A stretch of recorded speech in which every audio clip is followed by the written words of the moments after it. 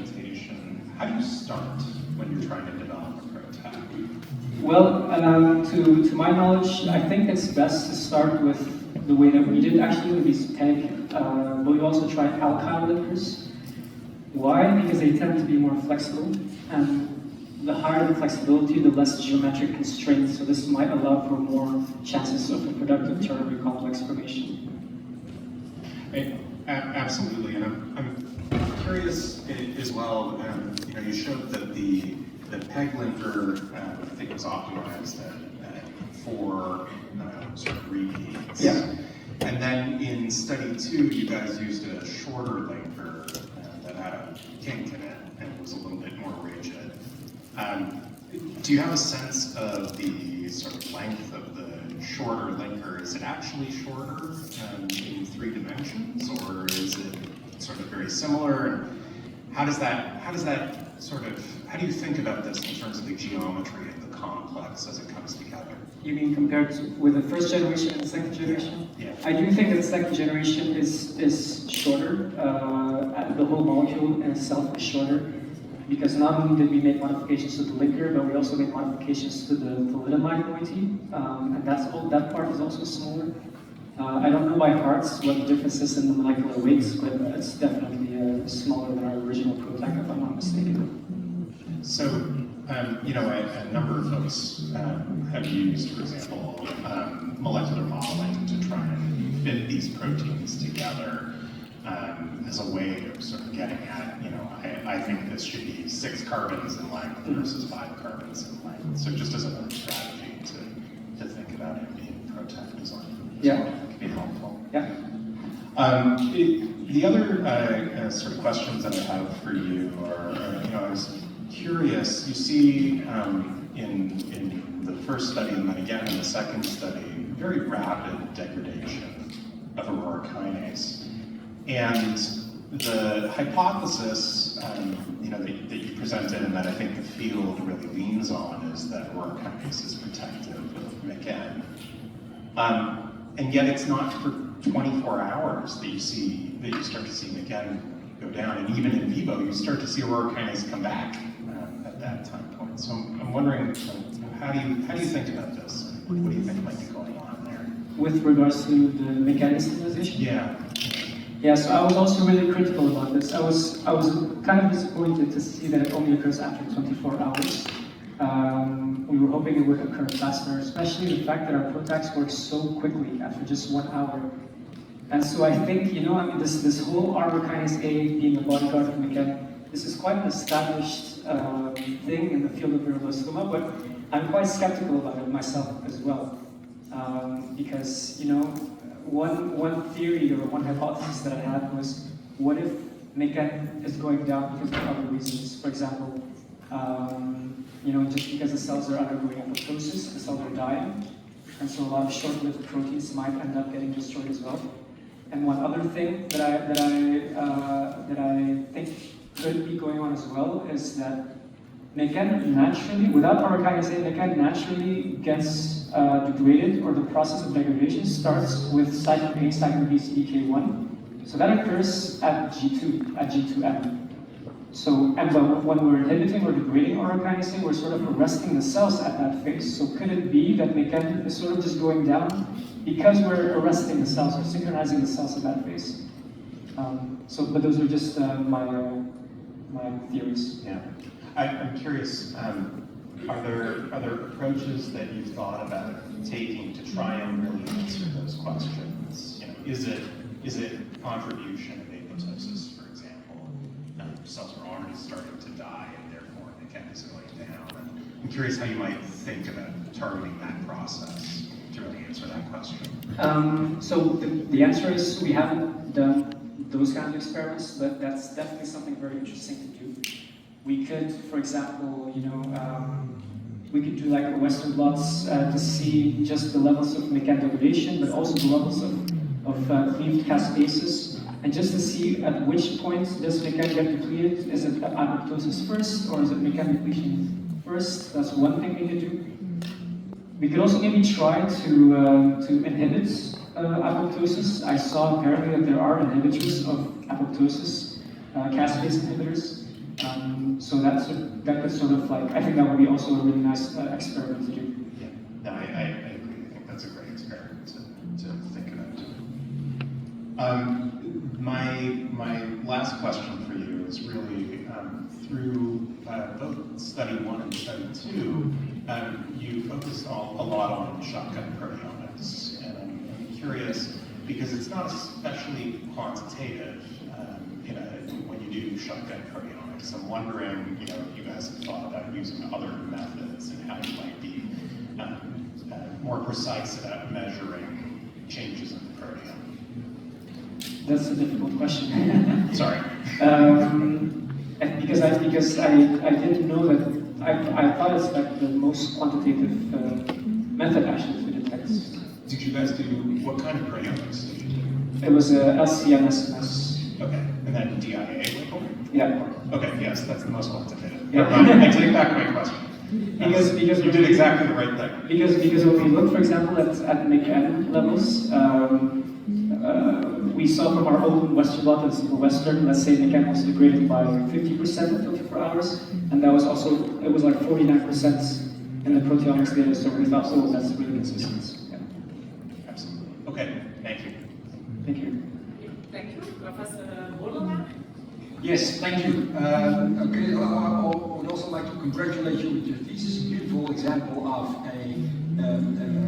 developing an aurora kinase inhibitor, very specifically in MYC-amplified tumors, and also an example of a very broad expertise where you start with really the molecules and all the way towards in vivo validation. So I think this really shows that you have a very broad scientific expertise. And I already mentioned it in the other defects. I was really jealous of your figure 3E and 3F on page 111. You really beautifully show the specificity of this product. It's really amazing. And it also really established my belief in products. I'm a real believer compared to other things. But enough compliments now to the discussion. It's going to be the unpleasant part. As you explained, the product consists of various parts. You briefly discussed the linker, the warhead, which I agree on, targeting aurora kinase A, but then the E3 ligase binder. So, what choice did you make and why did you choose that? That's a great question. So yeah, obviously, as I mentioned before, there are 600 different E3 ligases in the cell. Why did we choose specifically cereblon? Well, for several reasons. Actually, in the very, very beginning, and this is not published in manuscripts 1 and 2, but I did include it in my thesis, we did actually investigate 3 different E3 ligases. We investigated VHL, MDM2, and cereblon. None of them worked in the beginning. But then eventually, when we started making our new efforts, we stuck with cereblon for 2 main reasons. First, because of the fact that in clinical trials, almost more than 50% of the PROTACs that are now in clinical trials, they hijack cereblon. So it goes to show that it's a very effective E3 ligase. And the second reason is because of the fact that there were already other papers in the meantime that also developed PROTACs against ARCA, and they used cereblon. So we thought, okay, cereblon can degrade ARCA, let's just try to make new PROTACs and improve the structure. Yeah, I partially agree with that choice. Of course, I think it shows that it works. You also claim that there's expression of all 3 E3 ligases in your discussion. I find it a difficult figure. I think something to discuss later after this meeting, this event, because you show that there's quite some window expression when we do see other things. What the figure you used, I think it's page 167. Maybe look at that figure. Yeah. So, you know the figure? Yeah. So, what models did you use to show that expression? What was? It was using a pan-cancer model from using data from cancer dead map. Okay, and it was cell lines. And it was cell lines, yes, indeed. Yeah. Could you consider other comparisons? Because this was all cancer cell lines, was it? Yeah. Yeah, we could use primary tumor data. That was actually one of the suggestions from Professor Durban during the Very journal smart test. suggestion. And I did that then for cerebellum, but I didn't get to do it yet for the other E3 ligases. Yeah, I think that's a good one. And second, in comparison to normal tissues would be a good one as well. Which is difficult also to obtain, and certainly for children, but it would be a good one to have for comparison. Yeah. So partly agree with this one, but then there's other choices. And one of the big promise of the products is always that you have got your warhead, but you can also change your ligase binder. So what would be the things to go for if you would have the option to choose others? Other binders for cerebellum or other E3 ligases? Other E3 ligases. Other E3 ligases. I mean, currently there are really just four for which binders exist, right? There's MPM2, VHL, CIAP1, and did I already say cerebellum? So that's, yeah, there too. But then, I mean, there's these things, but that is even more reason to go for new things. Because you're a scientist. Yeah, for sure. I mean, if I had the full freedom, then what I would want to do, obviously, is I want to do a complete thorough analysis of the 600 E3 ligases in neuroblastoma, see if there's one that really stands out, because this is one of the ways that we can achieve really targeted therapy. If there's one E3 ligase that's especially highly expressed in neuroblastoma, that would be, but then the problem is that then we need to develop binders towards that E3 ligase. And maybe something else to mention, I also had another idea, which is perhaps, maybe we can sort of induce better RR kinase degradation if the E3 ligase that we're recruiting is the same E3 ligase that normally degrades mechanic. Yeah, good. Like FBX.M7 point. Another thing that you could think of, which I think is already tried, is also to go for E3 ligases that are showing this, your RR kinase A is not expressed continuously during the cell cycle, is it? No. So where is it expressed? It peaks. So there are low levels that remain during interface, but it peaks during G2M. Yeah. So you could also consider E3 ligases that mimic that pattern. Yeah. I think there's even ideas about which ones to use for that. There are papers actually out there showing that they use a cocktail of two different proteins. Exactly. Yeah. One that's using an E3 ligase that's expressed in a certain phase of the cell cycle, and one in another phase of the cell cycle. So yeah, that's definitely a good idea. Very nice. Okay, so I think enough about E3 ligases. Yeah, well, one more thing we were discussing. So to which extent, because you now go for specific E3 ligases in your tumor type, which is a good choice to increase specificity, reduce toxicity, but then you could also, there's also a problem of resistance. Any compound you give, there's always resistance. That always will occur. That's the essence of cancer. They can escape anything, just numbers. So could there be a way to use your E3 ligase to also escape your potential resistance? Ooh, that's a good and difficult question. Maybe Professor Björkman knows. I mean, one potential. I mean, there's two kinds of resistance, right? There's intrinsic, and there's also acquired resistance. So intrinsic resistance, for example, if a cancer cell doesn't have a certain E3 ligase, then that would cause those cells to be resistant to our PROTACs that recruits that E3 ligase. But then there's acquired resistance, so maybe cells might end up losing the expression of the E3 ligase. So to answer your question, I don't know, maybe using a cocktail of different PROTACs, using different E3 ligases, that might be a way to sort of avoid potential resistance. Also, you could go for E3 ligases on which your tumor cells are depending. So if they're depending on your E3 ligase, so not just high expressed, and we were discussing that just now, but it seems to be quite difficult. But that would be another option to use, for instance, DepNet for that, to search for E3 ligases. Do we still have time or not? Another option is to actually go back to the very first trials prior to even the identification of IKZF1, 3, SAL4 as targets of thalidomide. To go back to the myeloma literature, and very early on there was data, clinical data, to show that patients who are treated with thalidomide in combination with DNMT1 inhibitors actually do better. And so, how does this work? We think what's going on is that you're epigenetically de-repressing cereblon.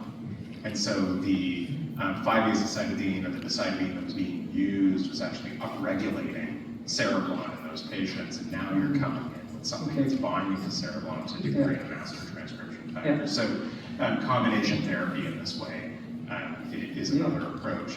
In some ways, actually quite similar to what Affy did with the MDR1 inhibitor, right? Thinking about intrinsic resistance. Yeah. Yeah, thanks. Good. Thank you. So, there's limited time, so I'll go fast to the question I really want to get answered on, which is two. So your chapter 3, membership 3 is on combinations. You got some negative findings. I was a bit surprised by the bit 5 negativism, but disappointing. I think there's more into it, so I must throw that away too early.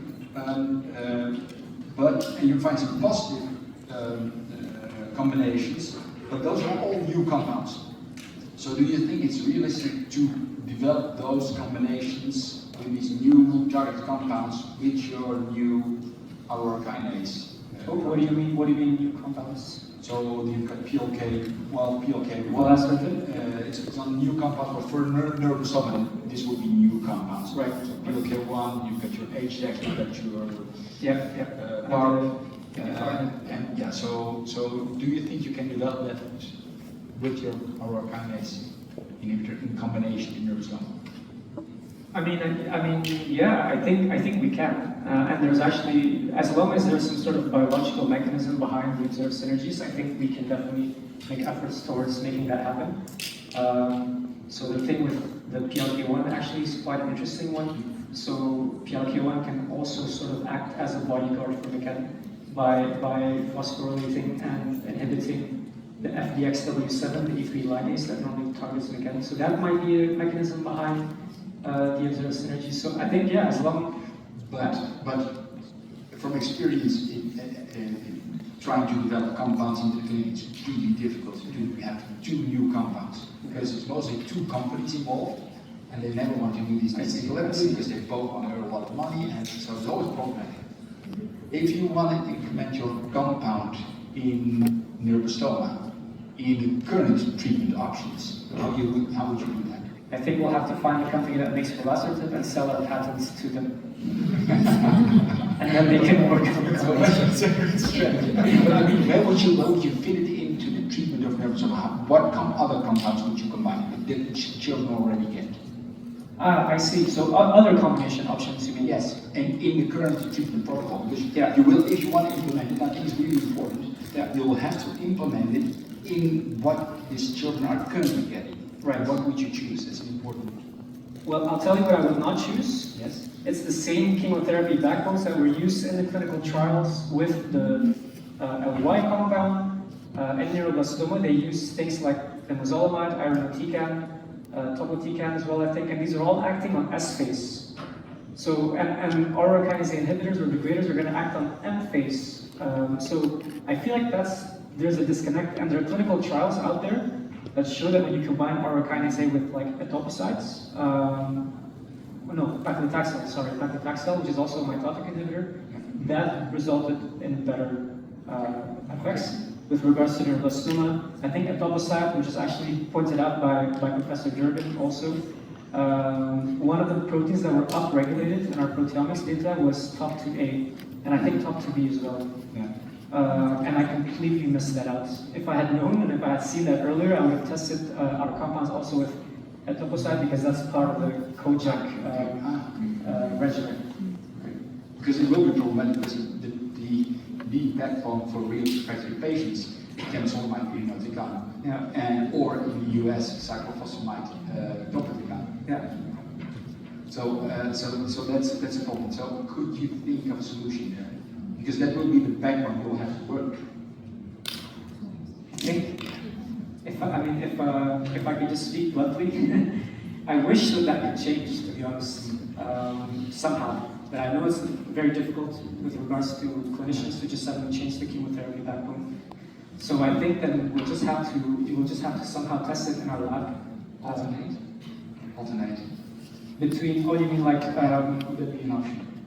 So to do you mean treating, for example, with an upside first and then later with iron TCAM and so on? with your our kinase inhibitor, and then temozolomide even throughout your oral cancer, not to give it at the same time. Yeah, that might be something that we could use to sort of like bypass that. Yeah.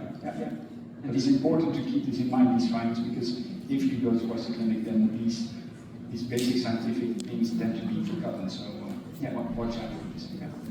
Thank you. Thank you. Dr. Noir. Hello, Affy. I would like to congratulate you with your nice presentation. Very well brought, very composed, or you can mask your nerves very well, I don't know. Just a few questions from my side. So the end goal, I think, for these small molecule projects is to have for the patient a tablet, right, for oral administration. That's the goal. So I was just wondering whether you're aware of certain go or no-go criteria that is being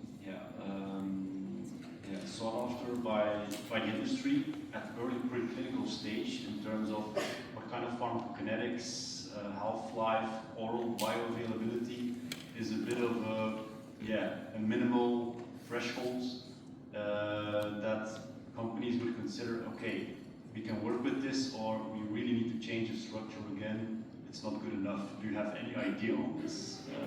I can't tell you the exact number, like the percentage of, like the bioavailability percentage, the minimum that industries typically want to see in order to move on with the drug. So I don't know that number by heart.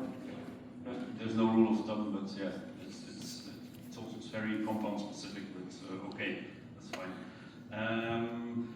There are also products, but I don't think in this particular field, that use covalent binders instead of high affinity binders. If you would be able to develop one for this particular target protein, do you think it would be better or not necessarily? Would it be more potent, or is it not such a straightforward conclusion you can make? So using a covalent binder as the warhead, you mean? Yes. I don't think it would. It's interesting. I haven't seen those papers. I don't know if those results, if that would normally result in stronger PROTACs. But seeing as our PROTACs already perform quite potently, and also just the mechanism of how PROTACs work, they don't need a strong binding affinity. Even just like short proximity or temporal binding might be sufficient. Yeah, I think I agree with that. So I don't think it's that straightforward either. All right, so then we mentioned the McKen being the king protein. So very hard to target with ligands because the folding is too undefined.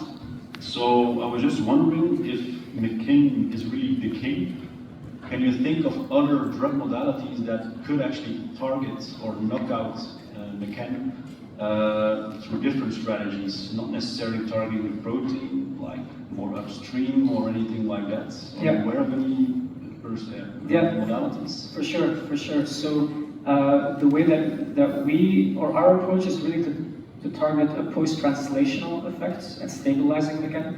Or we can also go more, indeed, as you say, more upstream actually. So we could target the transcription of McKen. So there have been drugs that have been tested against BRD4, CDK9 as well, and these are transcriptional regulators of McKen, and these actually work a lot better at reducing McKen levels. And they work really fast after just 4 hours. I've seen the data myself. McKen proteins go down a lot, but the problem then with those kinds of drugs, I think that it's about, these are transcription factors. Obviously, it's going to affect a lot of different, a lot of genes. So specific or selectivity and off-target effects might be a concern then. All right. And then a final question from my side. So you briefly mentioned in your, I think in your discussion, that it would be crucial or beneficial for these molecules to cross the blood-brain barrier at some stage. So, are you aware of certain strategies that are currently being pursued by means of certain proteins or receptors to leverage crossing across this blood-brain barrier? I don't know about using proteins or receptors, but so one thing that I thought of is the fact it's something to do with MDR1 again, because MDR1, drug efflux pump, and we discussed it during the internal defense, is highly expressed not just in the intestines, stem cells as well apparently, but also in the blood-brain barrier. So if we could somehow develop PROTAC, and we have actually identified some PROTACs that may not be substrates of MDR1, it would be very interesting to see whether or not these would have better oral bioavailability, and perhaps maybe these can also pass through the blood-brain barrier better. But yeah, that's all that I can think of right now. Yeah, it's more for biologics, but a lot of groups are looking at transfer receptor, insulin receptor, because, well, it's heavily investigated because these are known to do transcytosis from one side to the other. But it's very hot in the biological field. For small molecules, I'm not sure ligands exist for transfer receptor, but could be an option if they do. Yeah, yeah.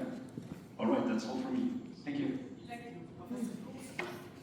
Affy, congrats with very nice work, as well in your presentation. It was superb, I think. Very inspiring, I think, as well, for the next series of PhD students. So, I start with two general questions. The first one is, Professor Molen already mentioned that he is a real believer based on your work on PROTACs. Are you still a believer? And I was wondering what you think is necessary before PROTACs are really overwhelming the drug market. Or what was the last part? What is necessary until PROTACs are really overwhelming the drug market? I mean, so yes, I still do believe in PROTACs. I think they hold a very strong future. I am very critical, obviously, with my own work, and I'm more skeptical about the whole ARCA-McCann interaction and so on. So I'm not a big believer of targeting the bodyguard to target the king with regards to ARCA-McCann anymore. But no, definitely in terms of just PROTACs in general for other targets in neuroblastoma, and just thinking about the vast opportunities that we have with regards to the E3 ligases, there's just so little that we've just touched upon right now. So, But as an example, immunotherapy is made a peak after the CAR T-cell invention. What is necessary, do you think, for the PROTACs to really make it immediately to the market and really making the difference, and one by the other is coming into the market? I think then we need to wait for the first PROTAC to be approved. And I think, honestly, I'm hopeful we can see that somewhere in the next 5 years, perhaps, or 10 years, 5 years, I think. Yeah, I think I see maybe even sooner, because there are quite a lot of PROTACs that are undergoing phase 3 clinical trials. So one of the most advanced ones is ARV-471, I think, targeting the estrogen receptor for breast cancer. So if that turns out to be very effective, then I think, and I know that there are a lot of companies that have invested quite a lot of money in PROTACs, and developing PROTACs, so I do think there will be a time, somewhere in the next 5 years, that people will hear the word PROTAC. Second question is actually going further on your answer, that you don't really believe much more on the king. And so I was wondering,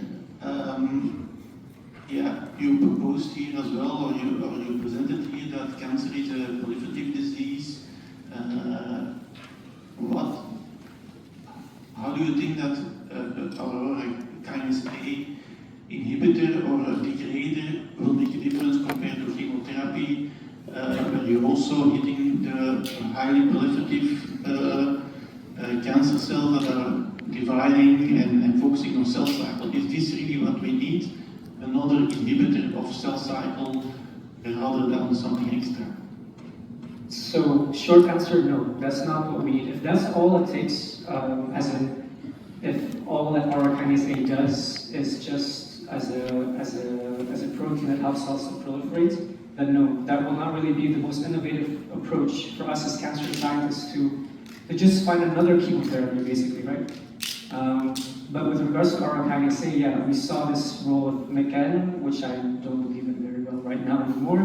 But then there are also other functions, non-mitotic functions, and those can still be valuable in the context of cancers. So they have a role in the DNA damage repair, replication fork stability, but also in transcription and regulating transcription.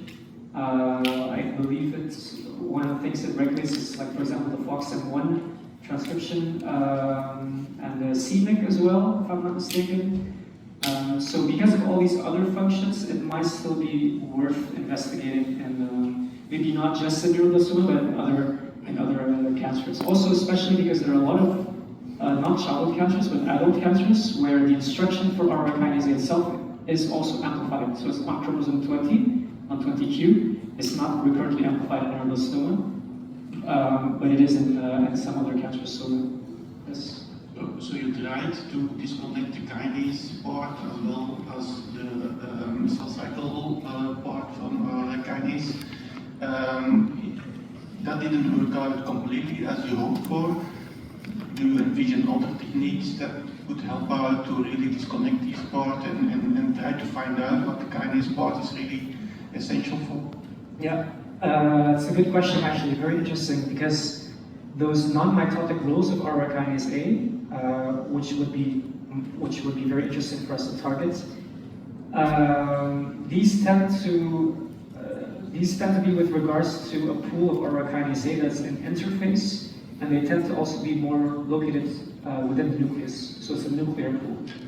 And that's something that we haven't investigated, whether or not we're actually able to degrade the nuclear pool of aura kinase A. So maybe if we can do some fractionation experiments coupled with cell synchronization.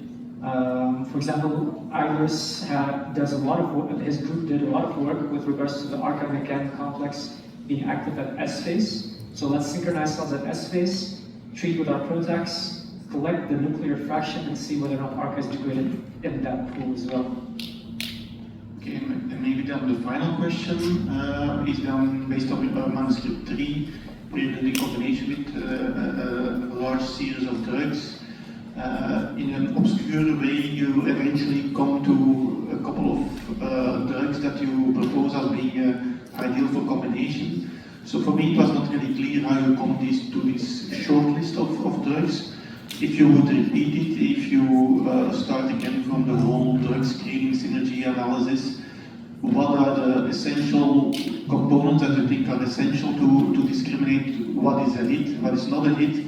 How would you prioritize them, and how would you maybe come to, in a waterfall system, eventually to make the same or maybe completely different? That's a great question, and I agree. It was really messy, and actually the day that I got the data from the VIP drug screening, my sympathetic nervous system just went over the roof, because it was a lot of data, a lot of drugs, and we weren't really sure exactly. I wasn't sure exactly how to analyze that data at the time. So back then we just selected drugs based on like visual figures that we made. We selected drugs that seemed specifically more to be synergizing with the inhibitor and not the PROTAC, and vice versa, because we wanted to see whether or not there are these kinase dependent and independent differences. Ultimately, if I can go back in time and redo the VIB drug screen, what I would do first is I would make the library of the drugs smaller, because our drug library was way too large. 2,000 drugs, one of them is sugar.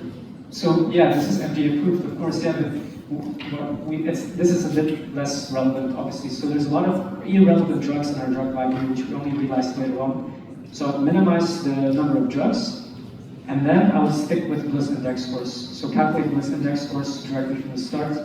And then that waterfall system, so just select the ones with the best scores. And also, very importantly, test different concentrations. So we only tested one concentration, so there's a really high false negative rates in our data because of the fact that we only tested one concentration. We need to combine with a matrix of different concentrations. I agree in some part, but in other parts I fully disagree. One of the things is that you should decrease the number of drugs, I think you should increase it. And I think you should see it in an even more high throughput manner. Is I think the best confirmation as validation is actually a drug or a couple of drugs that do exactly the same thing or have an overlapping function and are picked up in the same assay in the same way, and that at least gives you already an idea that the same drugs, the same target, the same mechanism of action might be involved. So actually, if you have a very simple assay, initial start with a very large amount of compounds, that would give you already an indication where to further go on. Since now you would take out half of the drugs. Maybe sugar is important, and maybe sugar can be an interesting target, as long as we know how many sugars there are. So I think I would increase even the compounds, and eventually, based on these results, the similarities on structures and so on, discriminate which ones might be more interesting, and then go to a lower and more profound way of analysis. I think every way is a good way as long as it's well thought of, and that was a bit missing, I think, in that last manuscript. Yeah. Eventually. Yeah. Yeah, I agree. I think maybe if we were to increase the number of drugs, we also need to accommodate for being able to add more concentration points, because I think that's also a very important part. Yeah. Okay, thank you, Julie and Affy, for this interesting discussion, but it isn't over yet. So first I'm looking at the promoters, the supervisors. Do you have remaining questions for your candidate? And then I need to look at a very nice audience, colleagues, friends, families. Who has a question? Oh, and there is already a hand. I come up. I with my questions. Thank you, Affy. I think that's a very interesting and indeed is in the rare chance that happen to the children. This is a very important form. I'm just wondering, like, with respect to the data that you have now, is that at the clinical level already, or is that still in the preclinical? You know? It's still quite preclinical. Yeah. Okay, and then with respect to, because in clinical trials now, there is a new idea of using so-called digital twin for human for the time being. Okay. And then I think perhaps it's going to be useful also for these like a kind of preclinical trial in this case. And then do you think that's going to be? And what is a digital twin exactly? Digital twin essentially, with the use of the artificial intelligence now, we can like mimic the human body with some with all the information that we have from our body, and then projecting that into digital, as if we have the, like our digital twin. So if we are eating, for example, our digital like a colleague or partner in this case also will feel full. So this is just a simple idea of that. And then with that kind of thing, do you think that's going to be useful or any movement in that direction, the clinical work? I think that's very interesting. First of all, I've never heard of that before. I think the safest way for me to answer that question would be I would have to look at the data myself first of those artificial digital twins, see really how it works and whether or not it would be applicable. Yeah, thank you. I've never heard of that before. Thanks for the interesting question. I see more hands.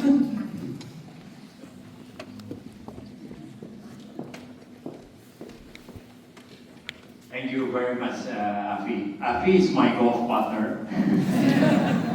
We spend time together. I'm not asking you about the topic because the advisory committee and others has already, and to tell you frankly, I'm not understand also about the topic. But my question is, we are, as Indonesian community in Belgium, we are very proud of you, Affy. And then we are very proud. And my question is, do you have any plan to go back to Indonesia? I mean, to share your deep knowledge and then work together with our researcher in the National Health Center in Indonesia. Thank you very much. Thank you for that question. And the answer is yes.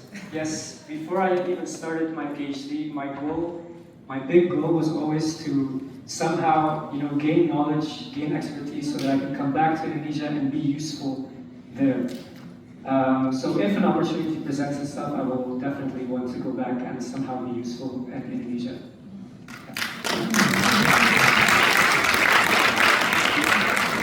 There's a last question here on top, Affy. Yeah. And I advise the other people to ask questions to Affy during the reception, because I guess there are plenty more. Thank you.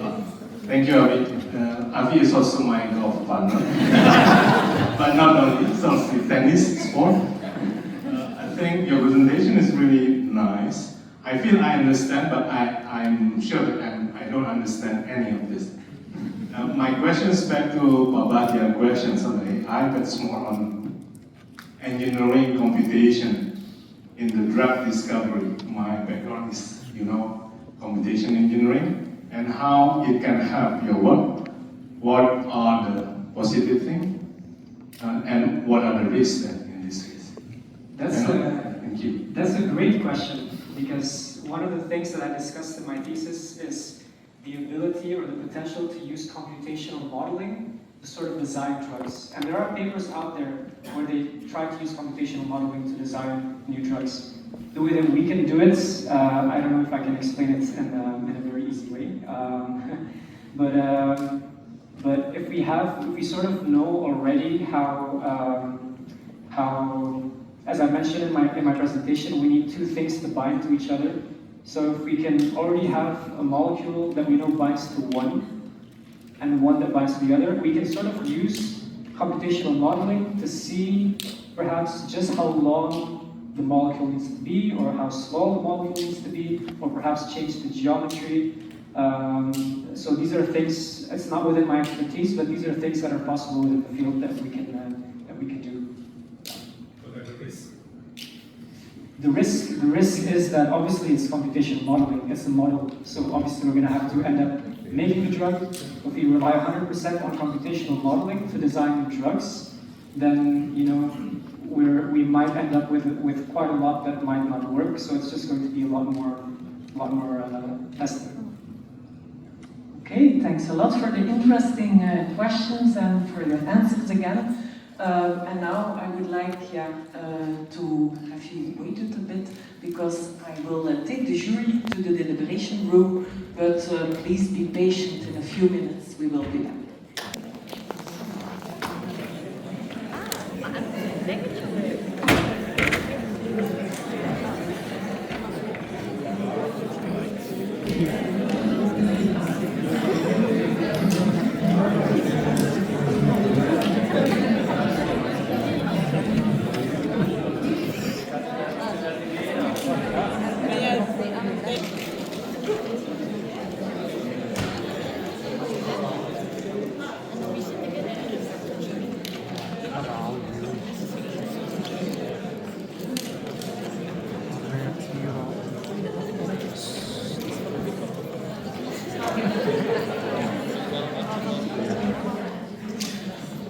Okay, let me reopen this meeting.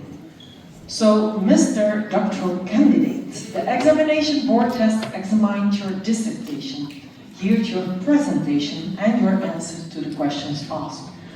You really gave an amazing talk, very attractive for everyone, and was also obvious from the questions asked, also from the audience. Also, you're very knowledgeable on your topic, a topic which is very multidisciplinary, with many different aspects that you cover, with quite broad knowledge, detailed knowledge. You have critical thinking, fast thinking, on top of everything. So you really did great. So the examination board has decided that you have passed all of these tests. On behalf of the rector of Ghent University and the dean of the Faculty of Medicine and Health Sciences, I hereby grant you the title of Doctor of Health Sciences.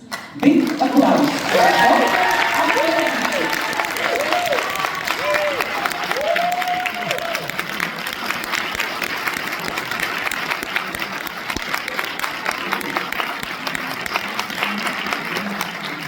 already got your official diploma, Dr. Affy Rishfi. But before you get the hat, the PhD hat, I would like to ask you something. Allow me to point out that the diploma of doctor is the highest academic degree one can receive.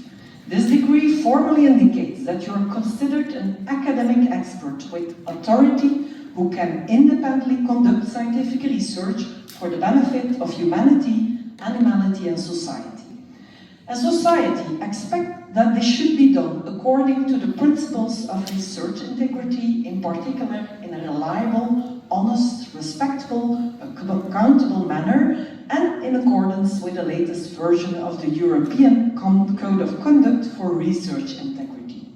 So, therefore, let me ask you to affirm that scientific research conducted by you or under your supervision will always be performed according to these principles, and that you will promote the principles of research integrity in science communication and in the education and guidance of young researchers. What is your answer? I will. Okay.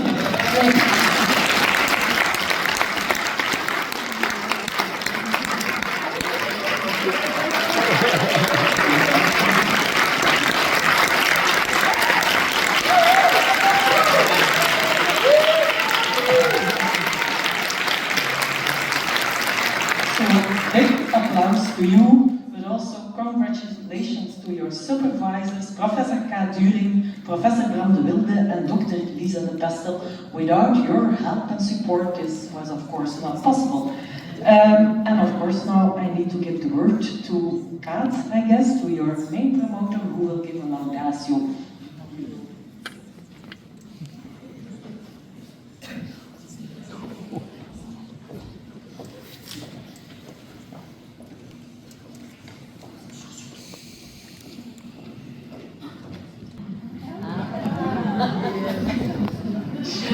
Dear colleagues, friends, families of Affy, welcome. This is for me also a special moment to celebrate together with all of you a fantastic PhD journey. I think Affy already showed you how many aspects he actually takes. He's a fantastic storyteller, bringing science, very difficult science, into a very nice story that you can hopefully all grasp today. It's a fantastic collaborator, someone you can brainstorm with, which I also very liked a lot. During different times when we had crazy ideas, but you always thought together with me. So thanks for that, Affy. So Affy behind the scenes, for our lights, he showed you that today. Tubby suits, I don't know what happened there, but anyways. And the big ideas, of course, that he showed us today. So let's take a step back, all the way from Jakarta. Back in the days, you traveled first to Barcelona with your parents to study there the language and university, and then moved all the way to Brussels. Leuven, I'm not sure what happened there, but then eventually I studied Dutch. Voila, okay, I couldn't find that one. And then Ghent, yeah, I said forever, sorry, you might return in the end to Jakarta, exactly. Looking back to your studies, you were always at the front row. I still have a recollection of you being at the front row in the cancer genetics course, asking questions, being very proactive, and that's actually what you have been showing throughout the PhD journey as well. Always asking critical questions, thinking proactively. So before you started in our lab, you actually did a master's thesis at the lab of Affy de Pare, and then you actually sent the final email that you took the decision. I realized a doctorate focusing on pediatric cancer is a good fit to me. I'm especially convinced you're mentioning a collaboration between different institutions, and I enjoyed discovering new places and meeting new people. And I think if we look back to your track, what you actually wrote in that same email is completely true. I mean, we did it all. We started off already pretty successfully, first obtaining your own first mandate with Comité as the first grant that you obtained to do your PhD. At that point, we didn't have the FWO grant, but then you applied a second time and you succeeded again. 2 times victory. And then, looking to your travels, I think you were also maybe inspired a bit by this one. having a 3-element story, or a kinase, a linker, and 3 ligases. It became your world. And together with these guys, we made it to a fantastic round today. So also thanks to the team of Professor van Kouwenberg. But as we did that path together with them, I think we both learned how complicated chemistry can be. Some simple molecules don't just add up, and I think that's what you learned as well during what we've been encountering today. But you had your, let's say, Batman and Robin partner, Fien in the lab. She was always there to help out. You were like a routine machine together. We couldn't keep up with the speed that at the chemistry level proteins were being designed and synthesized.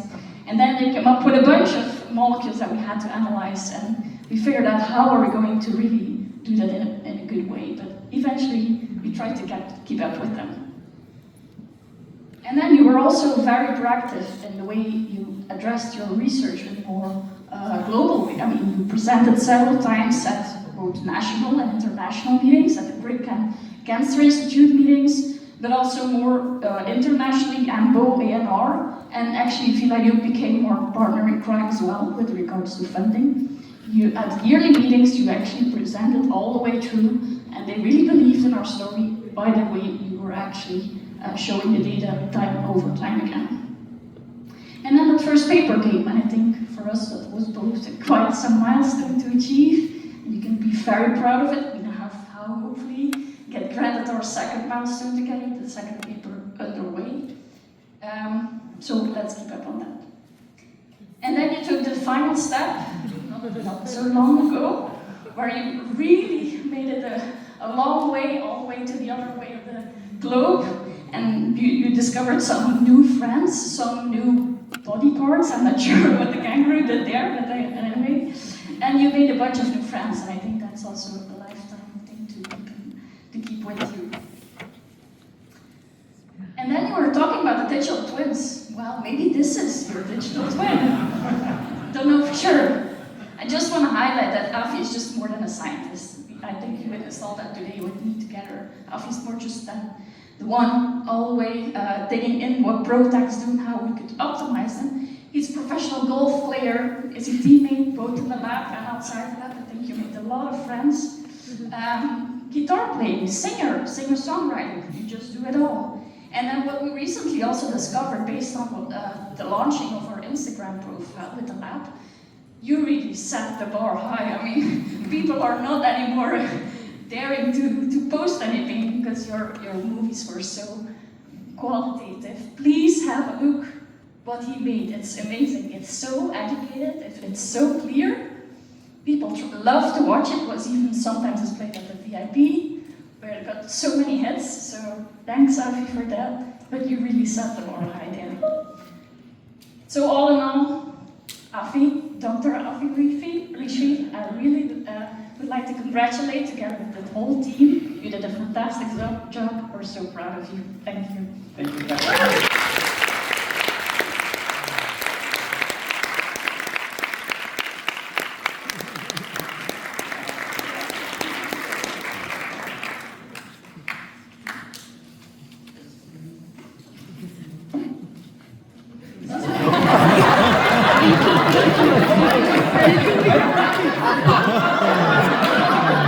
As you can see, this job was delegated.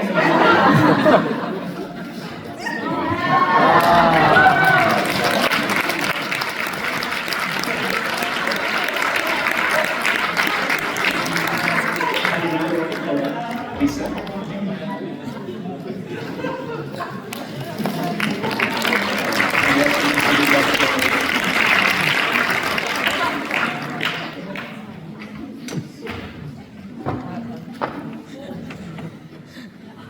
Thanks so much, Kats, Lisa, Rob. So I was so busy preparing my slides and studying for this thesis, I really didn't prepare a proper speech, but I'm just going to, I have my acknowledgement section here, I'm just going to try to wing it out, see where we go. So first of all, I'd like to thank the members of the examination board, especially those that came from so far away. Thanks so much. I really enjoyed your questions, the discussions. They were very productive, so thank you very much. I'd like to thank also, obviously, my supervisors, Gats. You were the one who recruited me, I remember I was still a first master's student, and then there was a presentation. I gave a presentation, I think. Then I gave you an idea about a research idea, and then suddenly the next day I got an email saying, would you like to? You seem like a very curious person. Would you like to do a PhD? So as a first master's student receiving that email, that was really like wow, right? So thanks for seeing the potential in me, and thanks for guiding me all these years. Lisa, you joined as a co-promoter more recently, but I really enjoyed having you around. You gave me so many pep talks, even though I was also just stubborn or koppig, and not listening to them sometimes, but you gave really good, fresh perspective on things, and that was really helpful. Bram, I know that I don't see you that often, but when I do, I really enjoy it because since you're a clinician, you're a doctor, talking to you always reminds me and reminds us of our ultimate goal, which is really to help patients. So thank you as well. And I would also like to thank the previous team leader, Frank. So I remember sometimes, especially in Australia, you called me at random times just to see if I was okay. So it really goes to show that you don't only care about your team on a professional level, but also on a personal level. So thank you also for that. Emmy, who is not my mom, Emmy. I'll thank her later. There's another Emmy in Australia. She was my mentor and my supervisor there together with Gabe, and obviously she's not here, but I really appreciate her as well. Thanks for the collaboration with the Laboratory of Medicinal Chemistry. I know that sometimes we don't always see eye to eye, right? From a chemist and a biologist, sometimes we antagonize, but at the same time, if we look at the whole story altogether, we really synergize and we really work together. So thanks to Simon, especially, President Serge Kallenberg, and also Anouk. And then the co-authors, all the co-authors I would like to thank, but especially Theme, who is really such a great contributor to this work. She was really central. She did a lot of the work, so thank you very much. I really appreciate it.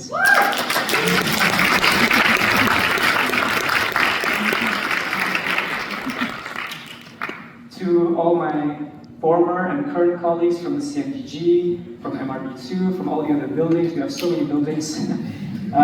Thanks so much. I really enjoyed all these years together. To people from the FAPI team and the MAPI team, the boys. I know I didn't make that much cake, even though that's really part of the, sort of like the entrance tickets to the FAPI group. But I promise I will make a really good one to celebrate the end of this thesis. And also to the boys, because there aren't that many people, there aren't that many boys in our fields. So yeah, to Alvaro, first of all, you were, we shared an office together first, and it really felt like such the end of an era when you guys moved out of our building, but we had some really great talks together and some really great moments in the beginning. Noah and Lasse, MAPI trip number 2, let's make it happen. I'd also like to thank just everyone, all of you guys for coming here. People from Biomedische Wetenschappen, my friends from Biomedische Wetenschappen, thanks so much for contributing to my list of quotes. I say keep them coming. And there are people from Hoogboudewijn here. When I first came to Ghent, I didn't speak Dutch very well. So for those of you who didn't know, I had to study Dutch first for 1 year in Leuven before I could come here to Ghent and study in university. And the classes were given in Dutch, so I had really a lot of difficulties. And then I lived in this big residential building filled with students, and that's called Hoogboudewijn. And I was really nervous because I didn't know whether or not I'd be able to make new friends and everything, but you guys all made me feel like such at home, talking in both English and Dutch at the same time, and eventually my Dutch improved so well, and I can now even speak a little bit less Flemish, but I'm not going to demonstrate it here. thanks also so much for some special guests for coming here. I'd like to thank Mr. Ambassador, Mr. Affy Hadi, Ambassador of Indonesia to Belgium, and his wife, Mrs. Feria Hadi. Thanks so much for being here. I'd like to thank also the Deputy Chief of Mission of Indonesia to Belgium. Thanks so much, Mr. Muhammad Tagni. Thanks so much for being here as well. And my tennis partner also, Deputy Chief of Mission of the Netherlands to Belgium, also thank you very much for being here as well. I really appreciate it. And also the Indonesian colleagues and everyone here, thanks so much. I know you're all hungry, so I'm not going to take up too much more of your time. Sorry if I missed out on some people, and I hope you enjoyed some. Oh my God, yes! You see, I didn't prepare the speech, but your names are there, obviously. I want to thank my parents. In a wedding, you have best men or best best women. No, bridesmaids. In a PhD defense, we have paronyms, and my paronyms are Saraline, Eileen, Iris, and Lisa. I don't know where she is. There she is. Thank you guys so much.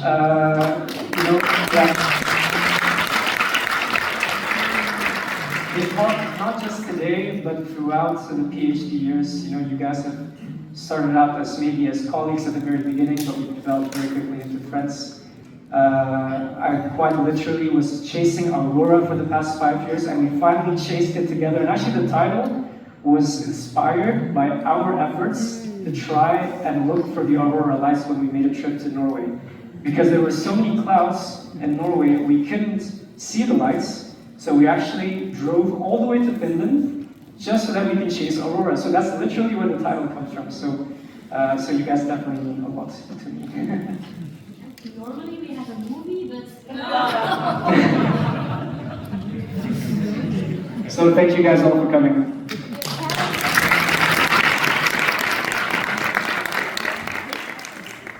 Oh my God, my parents! Bills and everything. No, I've been to PhD defenses before, and I always see people crying when they make their speech. I don't think I can cry in public. But I see people crying, and I never really understood why it's so emotional. But the moment that I wrote the acknowledgement section of my thesis, I couldn't control it. I started crying. And I started crying when I started writing about my parents. 21 years ago, 2 people made a really brave decision to move outside of Indonesia, abroad. We moved to Spain, we moved to Belgium, and you guys, and what was the motivation for your move? It was for the education of your kids. And since 21 years ago, all 3 of your kids have gone such a long way, such a long way.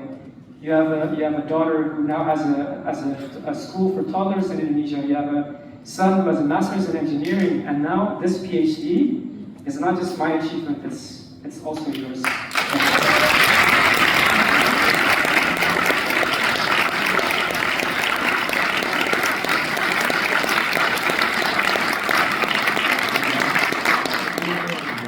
Anyone else? Okay, so we are very important to Affy, as you Affy has showed you today and many times before what an exceptional scientist he is, but he's much more than that. He was also a wonderful colleague and an exceptional friend. And as you all know, Affy loves music, he loves to sing, and we will now celebrate you in a way that fits you. We will not sing, but we have prepared a song. Enjoy.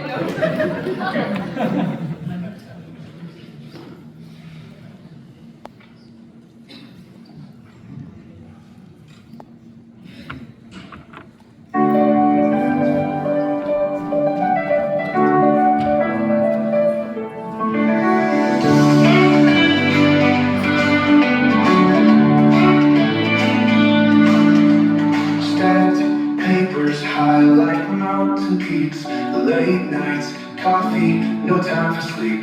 Dreams buried deep, now they're starting to speak. For the notes and theories they tried to confuse, but Affy stood tall with nothing to lose. Dr. Affy, wear that crown. Use the work, don't let it down. Through the chaos, you'll find your way. Dr. Affy, this is your day.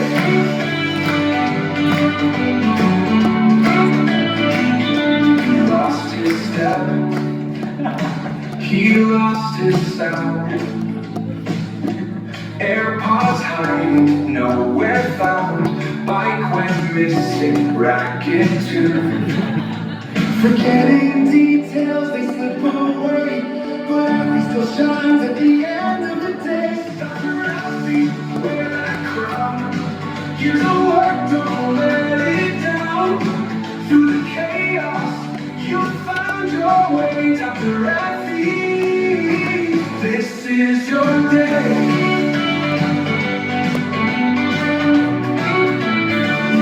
Eyes wide lit, the hands go wide. Objects shifting side to side. Ideas flying every way. From chaos comes a brighter day. Forgetting details, they slip away. But Affy still shines at the end of the day. Dr. Affy, wear that crown. Use the work, don't let it down. Through the chaos, you'll find your way. Dr. Affy, this is your day.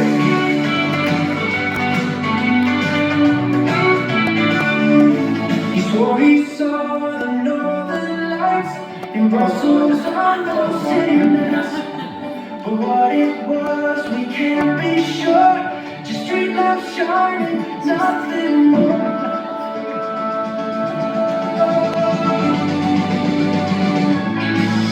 After 5, the lab's alive.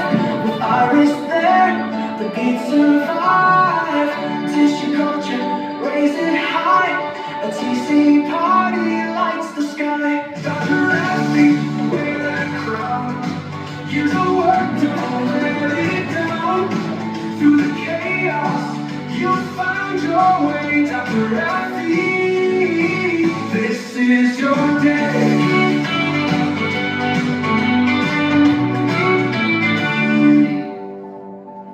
Here's some more prototypes. In vivo test, the mouse was fat. Affy said it, and that was that she bit his head.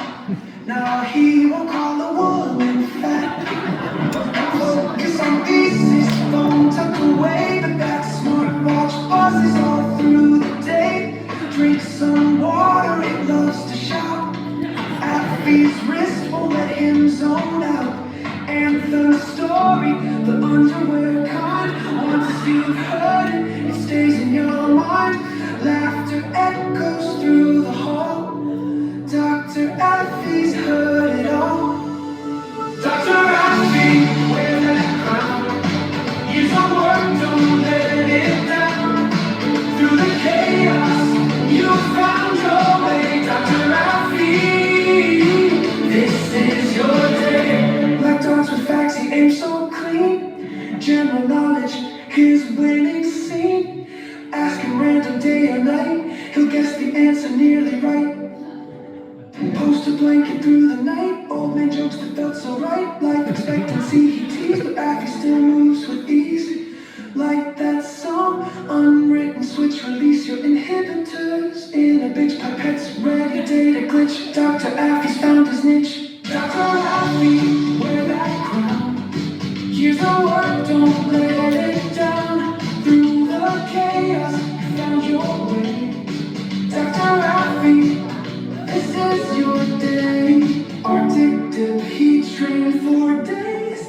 Ice bath mindset, frosty craze. 10 seconds in, that's all it took. Back to warm with the proud look. Tiny cut in Washington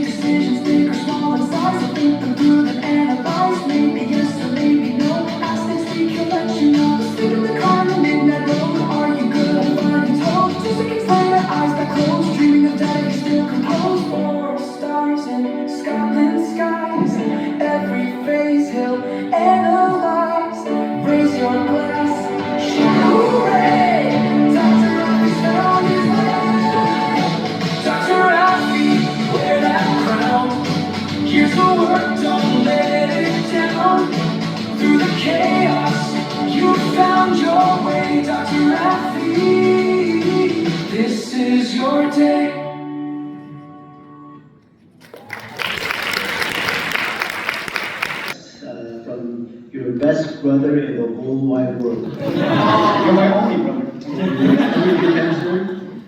Just keep it in the family. Don't want you to go missing. Have fun and peace out. Hey Affy, congratulations. All of your hard work finally paid off. I know how much you deserve this, so good luck and wishing you all the best to your future. Congratulations, Affy. I'm super proud of you. Lots of love from Vancouver. Congratulations, Affy. Well done, you really deserve it. We are proud of you. Yay! Affy, Taman, just want to say congrats with your PhD, chasing the auroras. Good job, man. Celebrate it. Enjoy your free time hopefully now, and yeah. Maybe congratulations on your PhD. I mean, very surprised that you made it. You are a rock star, and yeah. Don't forget to go to the beach every now and then and just enjoy life. Learn how to surf. Ciao, Affy, matey, party, rockstar. Wood, you did it. Congratulations with your PhD, matey. I understood you will continue as a postdoc in the lab of Kaatje. Good choice, because that means we can keep on collaborating. But first, celebrate this very special day. Have fun, and we talk soon. Cheers, Emmy. Hey, Affy. Ja, een goed boek geschreven, maar de rest nog was dat hij een goed boek geschreven. Maar had al de critically acclaimed Sharon Coyce geschreven. Ja, ik ga wel weg voor jullie niet emotioneel hier van mijn jongen, dus ben ik gewoon dikke proficiat. Proficiat. Bye bye. Hey Affy, dikke proficiat met je PhD. Hey Affy, proficiat met je PhD. Ja, eindelijk geen student meer. Ik ben benieuwd wat er nog gaat komen. Succes dan.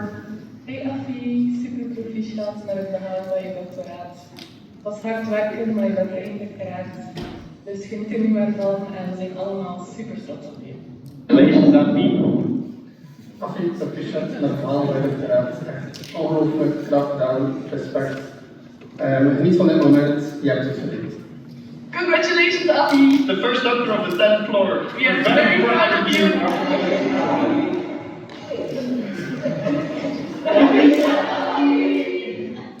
Raise your glass,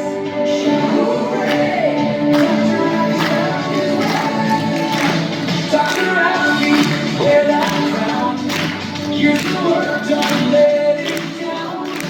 Through the chaos, you found your way, Dr. Affy. This is your day.